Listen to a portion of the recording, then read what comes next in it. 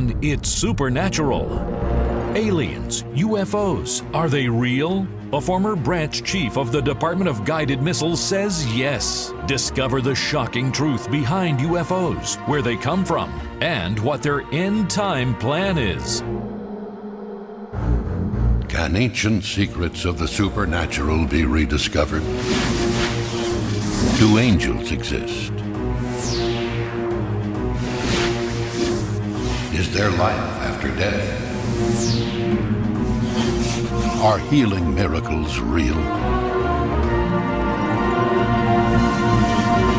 Can you get supernatural help from another dimension? Has the future been written in advance? Sid Roth has spent 30 years researching the strange world of the supernatural.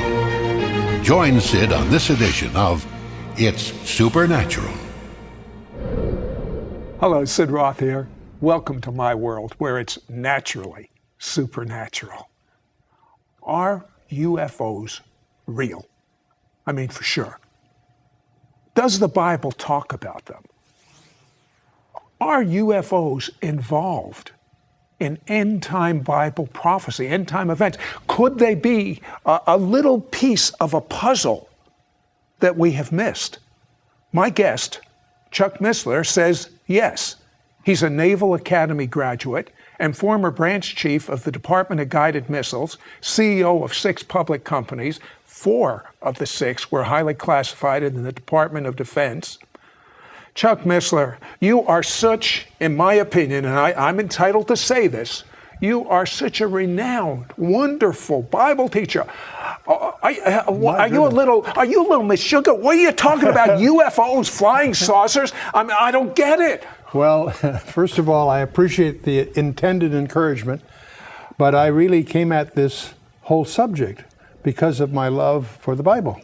It happens that I come out of an information science background. My whole career, 30 years in the strategic community, gives me perhaps a little different perspective than most people would have going at this topic. But I want to right up front indicate it was my biblical interest that brought me into this rather than my high-tech background, although that's proven to be, that and my Department of Defense connections have been very valuable to me. So that's one of the reasons I find myself in this peculiar posture.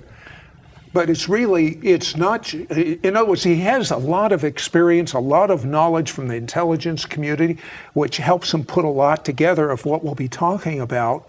But he's saying it's his love for the Bible that is really motivating him right now. So you found a controversial verse in Genesis 6, which has to do with a prophecy that Jesus said. I start with Jesus, and in Matthew 24, he gives 4 disciples an inside briefing on a second coming. And in that briefing, he makes a very strange remark. He says, as the days of Noah were, so shall the days of the coming of the Son of Man be. Now, many people presume he just meant that it was because of the business of usual. So anyway, the point is, right, we need to understand what the days of Noah were like in order to understand what he was saying. So that takes us to Genesis 6, and when you jump into Genesis 6, you quickly discover that very few seminaries teach what that passage really says.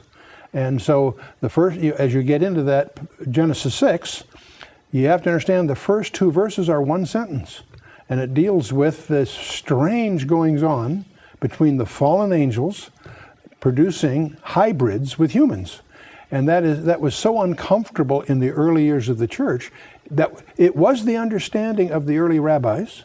It was also the understanding of the early church that what it was dealing with was fallen angels cohabiting with human women, producing a strange hybrid offspring.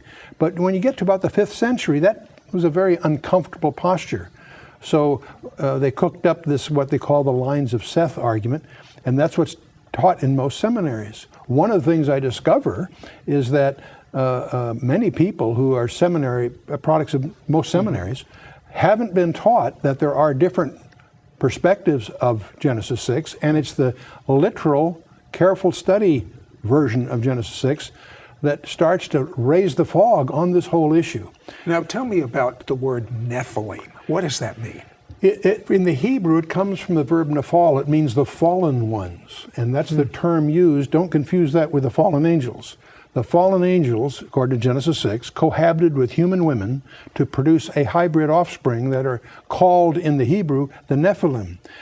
In the Septuagint version of the Old Testament, the translation of the Old Testament into Greek, they use the word gigantes, which is transliterated giants, right. And they did happen to be giants, but that's not what the word means. The word actually means, in the Greek, the earthborn. And so, from the Greek point of view, they're earthborn. From the Hebrew point of view, they're the fallen ones. But either way, they're pointing to a hybrid, and it apparently was part of Satan's plan to contaminate the Messianic line. But so the purpose of the flood was to get rid of these. Exactly. people. That's that's exactly the point. You study verse 9 of Genesis 6. It speaks of Noah that his genealogy was untainted, unblemished. And apparently it was a distinctive in that sense. He may not have been the only one unblemished, but the fact that he was unblemished qualified him for what God was going to do, among other things. But the point is, the whole issue that God chose to do was to save 8 people in the ark and erase the blackboard, so to speak. Okay, but if the blackboard was erased, then we don't have to fool with them today. If they were all destroyed. Except Genesis 6 verse 4 says there were Nephilim in the land in those days, comma, and also after that. And we discover, many good Bible scholars miss this, that you really won't understand subsequent events in the Old Testament by not realizing it happened again. When God in Genesis 15 and Genesis 17 confirms the land covenant to Abraham, he tells Abraham that he and his descendants are going to be away for 400 years, but after 400 years, they're going to return. That gave Satan, who's obviously listening, the realization that he had 4 centuries to lay down a minefield. And that's why when Moses enters the land and he sends his at Kadesh Barnea, he sends in the 12 reconnoiters, if I can call them that. They come back and say, and Numbers 13, verse 33 says they were Nephilim in the land. So it happened again. I'll tell you what, hold that thought. Did you know that 12 astronauts have reported UFOs? Don't go away, we'll be right back. We'll be right back to It's Supernatural. When Jesus prayed that they all may be one, there were only 2 people groups, Jews and Gentiles. Denominations did not exist. 2,000 years later, his prayer is still yet to be fulfilled. God's purpose from the beginning was for all nations to become one in Yeshua, Messiah Jesus. To break down the middle wall of separation dividing Jew and Gentile, so that the world may believe that Yeshua is the Messiah and Lord over all. When Jewish spiritual DNA merges with the New Covenant Christian DNA, there will be what Paul called life from the dead. That's why Sid Roth's website is loaded with cutting-edge articles and teaching about the one new man. Log on to sidroth.org today. We now return to It's Supernatural. Hello, Sid Roth here with Chuck Missler. And Chuck, so many astronauts are reporting UFOs, but one was amazing. This one astronaut, John Blaha, a ham radio operator, actually picked up what he was saying. As a matter of fact, a picture's worth 1,000 words. Let's take a look at that now. The wording is as follows.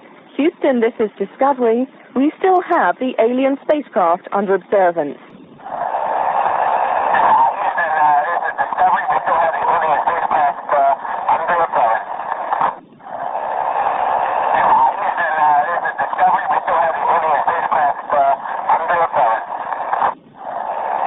I have a question for you. Why is there so much misinformation?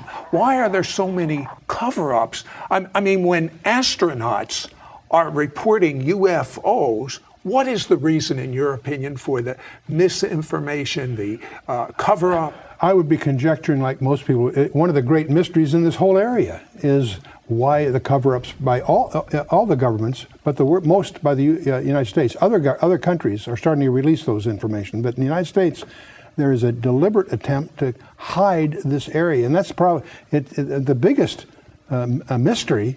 Isn't this one? The biggest one is Roswell. Why is the Roswell incident back in 1947 enjoy a higher level of classification than our most sensitive warheads? You're from the intelligence community. You should tell me. Well, it makes no sense. I agree. And it's a mystery. I don't have a conjecture as to why they're doing it, but it's clear 2 presidents and 4 congressmen have been unable to crack the security that surrounds the Roswell incident. Why? That was 60 years ago. And that's the mystery. Obviously, there's all kinds of bizarre stories that have come out of that experience. But the real mystery to me isn't that. The real mystery is, why is it classified? Why does the government hide it? And I don't have any conjectures. I think those conjectures are just as wild as the other conjectures about the UFOs. According to your tapes, this cover-up was very unusual because some 30 newspapers reported it in 47, and then just immediately after, what happened? Yeah, Blanchard, the colonel of the base, when the Roswell thing first happened, issued a press release that a saucer had landed and so forth. Within a few hours, 400 miles away, the Brigadier General in charge of the 8th Air Force countermanded that press release and hatched this story about it was a weather balloon and so forth. That starts a whole series of the silliest, most inane cover-up stories. There's been a sequence of them. First it was a weather balloon. Well, that didn't fly. They went one after the other. And to the community, it's almost insulting because the cover-up stories are so empty, so foolish, so ridiculous. What about that new technique, digital imaging? Yeah, it's interesting that when Brigadier General Ramey made his press release countermanding Blanchard's, the press took pictures. Many years later, just a few years ago, a guy by the name of Johnson who took the picture, we were able to get the negatives, and by using advanced digital analysis of the negatives, they were able, an analyst by the name of Rudiak was able to use advanced information techniques to unravel some words that were on the memo that was in Ramey's hand. And it speaks of the victims and the disc that crashed. In other words, this actually calls it not a plane, a disc. A disc that crashed, and there are victims, implying. See, the stories have always said there were 4 bodies, 3 were dead, 1 was still alive. That was the unconfirmed rumors that we heard. Well, it turns out that memo, that unraveling, is regarded as the smoking gun because it demonstrates that the Air Force has been lying all along. Well, these UFOs, they defy laws of physics. Your degree is in physics, yes, I believe. Well, yes. The thing that is the fundamentals, we want to get right at that. I'm sorry, presuming a lot here on your audience. The UFOs have 2 problems. The one problem is they are tangible. They show up on multiple radars. They leave physical evidence, burnt ground and radioactivity and so forth. So they're tangible. They're not hallucinations. Radar sets don't have hallucinations, okay? Right. On the other hand, they make right-angle turns at exotic speeds. They go faster than the speed of sound without sonic booms. They do things that seem to violate physical laws, and yet they are physical in one sense, and yet they're not physical in another. Now, the other area we need to just acknowledge is this is the toughest area to research because not only because of all the hoaxes and all the crackpots that are in this area, is because of the deliberate disinformation by the government trying to hide these areas. But the net reality is Jacques Vallée, the Frenchman, and J. Allen Hynek, the American, are probably the 2 most of the early pioneers, the 2 most reputable researchers. They both came to the conclusion that these things are hyperdimensional. They're not extragalactical. That's a very fundamental insight, by the way, because they seem to pose to being something that they're not. But the real point is that we're dealing here with a phenomenon that bridges the physical reality we understand and a reality that's outside that. One of the things we've discovered just in the last few years is that some of the constants of physics are changing that we thought were constant. And Scientific American, in June of 2005, ran an article in which they pointed out if the constants of physics are changing, that implies that our physical reality is actually a subset, a shadow of a larger reality. And when you start dealing in the UFO area, that's one of the other demonstrations that there is a hyperdimensional aspect to this. And you actually, from your research, believe that some of the people that report they've been abducted is actually true. That is the spookiest side of this whole area, and probably the classic author in this area is Dr. John Mack, head of psychiatry for Harvard Hospital. He's written a book on this whole area. Clearly, and there was a conference at MIT on this whole subject.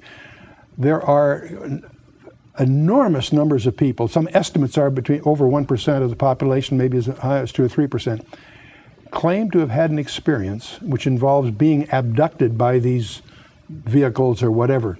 And now their stories are too bizarre to accept on the one hand. On the other hand, when you profile these people, they're above average intelligence, no prior psychiatric history, clearly subject to some serious trauma, and not anxious. They're almost trying to hide the stories rather than reveal them. And their stories are similar. That's the thing that's so amazing. They're united by some common threads. In fact, that was Mack's challenge to the conference at MIT. He says, if what these people say is happening isn't happening, what is happening? Because these stories all have common links that are spooky. I'll tell you what, hold that thought. When we come back, we're going to talk about how these UFOs tie in with end times. Don't go away. We'll be right back.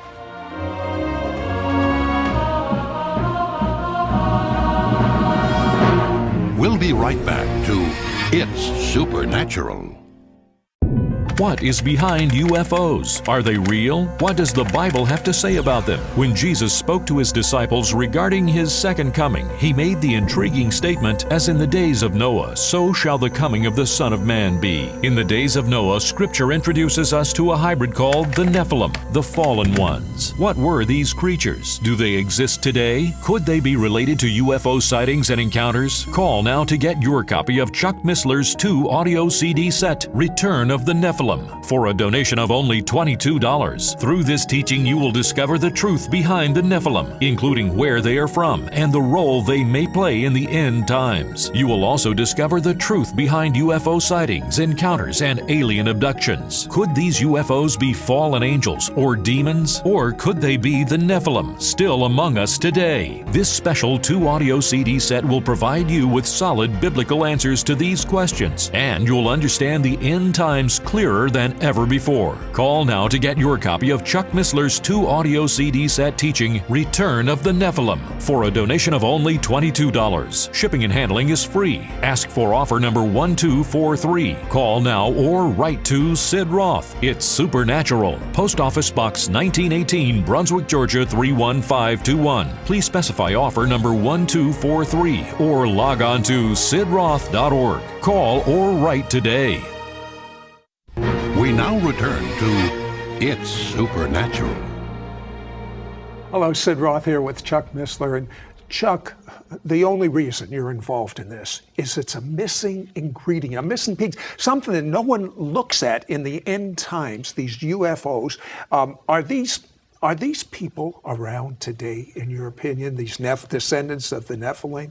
I wouldn't be a bit surprised. Well, not necessarily as descendants directly, because I think that's been dealt with. But I think there's, okay. but at the same time, I do suspect that the UFOs are in effect a modern day echo, if you will, and that may be what Jesus was talking about when he says, "As the days of Noah were." That there's he's implying a parallelism, and so that's why we got interested in this in the first place. And if that's true, we can test it very simply, because if we're correct, these events are going to increase as we get increasingly closer to what we call the end times. Okay, there's an allusion to this it really grabbed me when you explained it on my radio show from Daniel. Yes, oh, exactly. In Daniel chapter 2, we have the famous image of Nebuchadnezzar, and as he goes through it, the mystery is the iron mixed with clay. And when Daniel goes to explain what the miry clay is, he says, "As for the miry clay, they shall mingle themselves with the seed of men." Now, I've had the exegetical experts confirm this. the they, he shifts to a personal pronoun, but the they has to be something other than the seed of men in order for them to mingle with us. Just grammatically, it requires that. So that leads to a speculation. What are we talking about here? One of the possibilities is that we're dealing here with something that's not the seed of men, namely Nephilim, hybrids. And that's a hint there that there will be a proliferation of hybrids at the end times, because that's what Daniel's talking about. So that's a staggering verse to deal with. You know, one of the fascinating things I find in your 2 CDs that we're making available is you talk about Joshua's assignment to destroy all the people in particular areas that a lot of people wonder about. Yeah, when you read that as a New Testament reader, you're shocked, because God tells Joshua to wipe out every man, woman, and child of 4 key tribes. And that shocks, the New Testament reader, because we don't understand that there is a gene pool problem again. We understand Genesis 6, the flood of Noah, was dealing, among other things, with a gene pool problem in the human predicament. What we don't realize is that Satan had again laid down a minefield in Canaan, because when he found out from God's revelation to Abraham that his descendants would be away and then return after 400 years, that gave Satan 400 years to lay down a minefield. When you study the book of Judges geographically, you discover that they didn't follow through in certain areas to wipe out their instructions. The places they missed was a place called Bashan. We call that the Golan Heights today. There's other areas, the central part, that we would call Judea and Samaria, but now it's called the West Bank. West Bank, and right. There's the third area, a place called Gaza. And you stand back for that and you realize those areas where they failed to follow through in the book of Judges are the same areas that are under dispute today. And you begin to realize that there's a demon overlay on human history here that we need to understand. Now that's my next question. In your opinion, are we talking about aliens from foreign planets, or are we talking about demons? Well, first of all, I don't believe that even J. Allen Hyde and Jacques Vallée concluded they're not intergalactical for a number of good physical reasons. We believe they're hyperdimensional, they're demonic.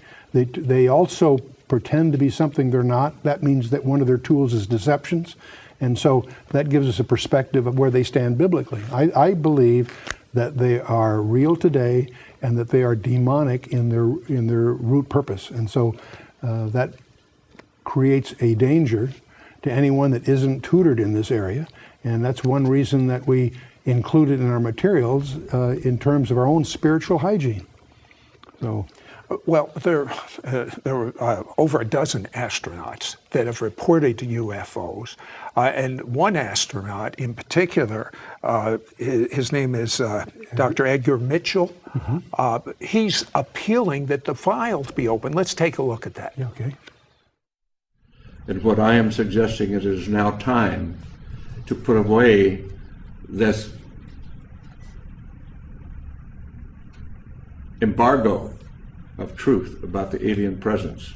And I call upon our government to open up like other governments have, and you will hear about that this morning, like the Belgians have, the French have, the Brazilians have, the Argentines, the Mexicans have all released their files. It's about time now that we do the same thing and become a part of this planetary community.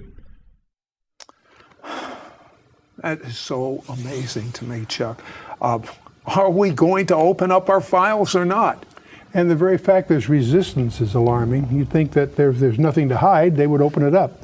So the question that really, you can only speculate, you only feed speculation the way they're operating, keeping it secret. Okay, former President Reagan, you were telling me about an amazing, amazing statement he made about UFOs. Well, that they may be the ingredient that it may take to get the world together.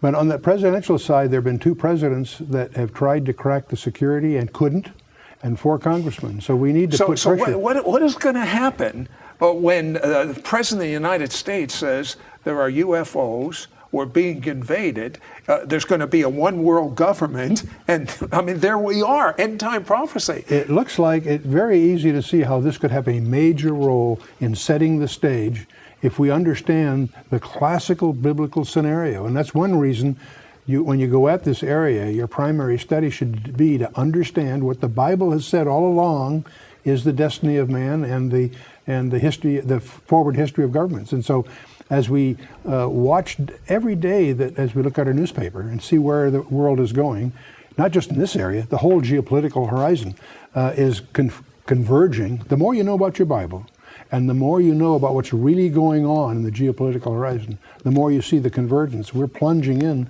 to the climax of human history. Based on all of your Bible study, all your research, where is America right now? Well, America is in deep trouble. The America you and I grew up in, I believe, is over. I think that the most common question I get asked as I travel and have question and answer sessions is, where's America in prophecy? And all the end time players in eschatology are well identified in the Bible, and they're there. America is conspicuous by not being. The other question I always get asked is, why hasn't God judged America? Billy Graham quipped several decades ago. Well, listen, we have a few seconds left in this show. We don't know when the end's going to, we don't know the day or hour. Make Jesus your Lord. Get to know him intimately. Let God say, I want to be your friend. He's speaking it to you now.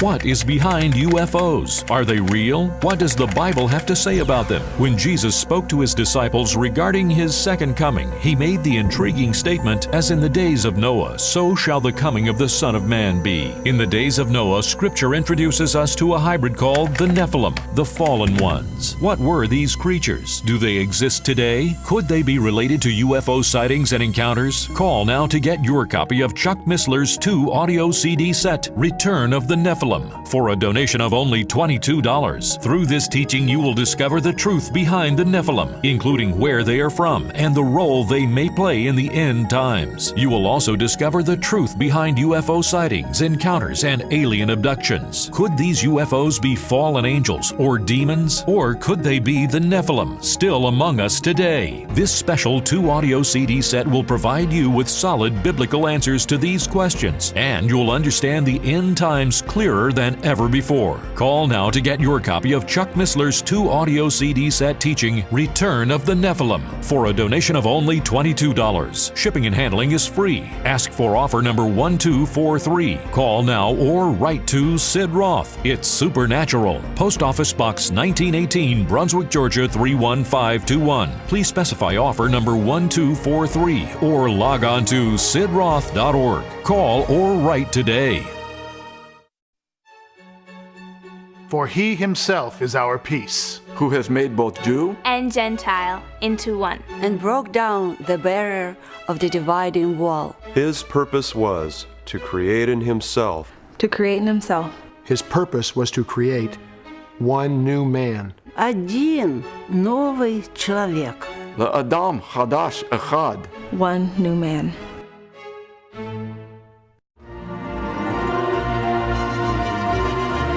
If you are encouraged and helped by these television programs, please consider assisting us with future productions. Send your tax-deductible gift to Sid Roth, Post Office Box 1918, Brunswick, Georgia 31521. Call toll-free 1-800-548-1918 or visit our website at sidroth.org.